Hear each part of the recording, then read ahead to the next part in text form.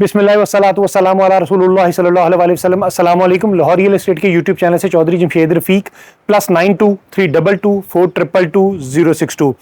Viewers, before election और after election आज date है 9 फरवरी 2024 और चूंकि अभी रिजल्ट प्रॉपर तरीके से अनाउंसमेंट नहीं हुई है, लेकिन जो इलेक्शन से पहले का मार्केट ट्रेंड था और इलेक्शन के बाद का जो मार्केट ट्रेंड है, एकदम से तो नहीं ना हम लोग आपको अपडेट कर सकते हैं, बट इलेक्शन से पहले ही जो 2 दिन पहले की जो मार्केट ओपन हुई थी तब ही मार्केट में जो थे ना वो पॉजिटिविटी नजर आ रही थी।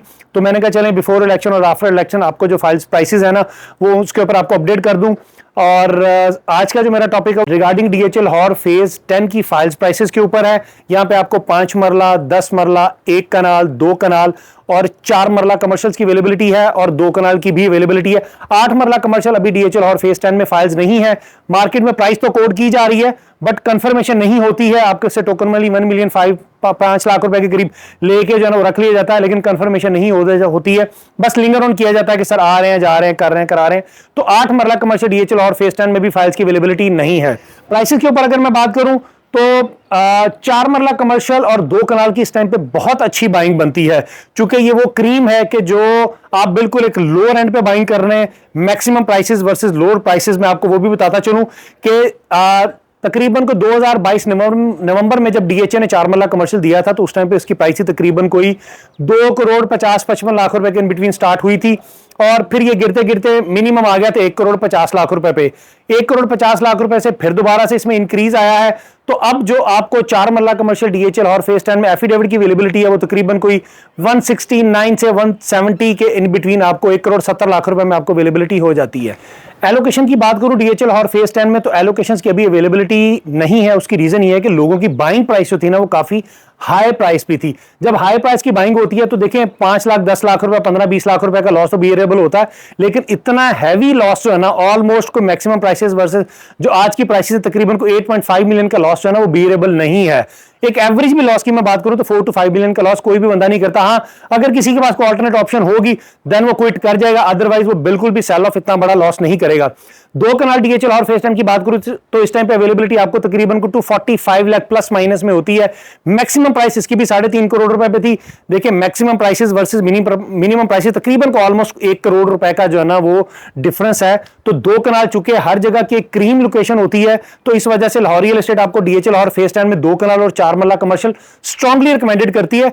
होल्डिंग टाइम पीरियड की मैं अगर बात करूं इन दोनों साइजेस के ऊपर कमर्शियल वर्सेस रेजिडेंशियल में तो तकरीबन मिनिमम मैक्सिमम आप कह सकते हैं कि 2 से 3 साल के अंदर आपको 50 to 60% more than that can be possible, but minimum 50 to 60% gain जो है ना वो आपको जरूर मिल जाएगा। एक चीज और मैं यहां पे डिस्कस करना मुनासिब समझूंगा कि जो नॉर्मल क्लाइंट कहता है कि यार कमर्शियल में और रेजिडेंशियल में एप्रिसिएशन कितनी होती है। देखिए कमर्शियल की आपकी होल्डिंग पावर तकरीबन 7 to 8 ईयर्स होगी। उसकी रीजन ये है कि जब तक के डीएचए बैलेटिंग पोजेशन वहां पे घर बनने नहीं शुरू हो जाते, और ये भी नहीं है कि 5-10 घर, कम से कम 500-600 घर नहीं बन जाता तब तक आपके कमर्शियल में एप्रिसिएशन उतनी अच्छी नहीं होती है जितनी कि रेजिडेंशियल में हो जाती है। लेकिन अगर आप 10 साल बाद एप्रिसिएशन देखें तो जो आपको कमर्शियल के अंदर डिफरेंस प्राइस नजर आएगी ना वही आपको कमर्शियल के अंदर भी 2 कनाल के अंदर भी नजर आएगी। तो वो प्रॉफिटेबिलिटी रेशियो ऑलमोस्ट उतनी ही हो जाती है जितनी रेजिडेंशियल में और जितनी कमर्शियल में है, बट वो होल्डिंग टाइम पीरियड आपका 10 साल का कमर्शियल के अंदर है और रेजिडेंशियल में आप बार बार उसको प्ले करके अपनी उसी अमाउंट को सर्कुलेशन करके तो आप उतना ही प्रॉफिट गेन कर लेते हैं। अब अगर मैं बात करूं 1 कनाल की डीएचएल और फेज 10 में तो इस टाइम पे एफिडेविट की अवेलेबिलिटी आपको तकरीबन कोई 1 करोड़ 1 लाख रुपए से 1,50 लाख रुपए के इन बिटवीन हो जाती है।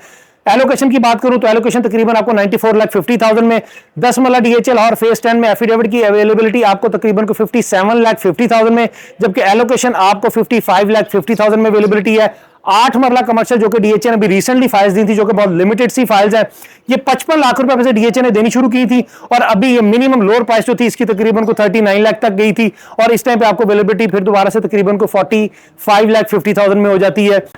5 मरला की मैं बात करूं डीएचएल और फेज 10 में तो एफिडेविट की अवेलेबिलिटी इस टाइम पे आपको तकरीबन को 33 लाख में, जबकि एलोकेशन आपको 32 लाख में अवेलेबिलिटी हो जाती है।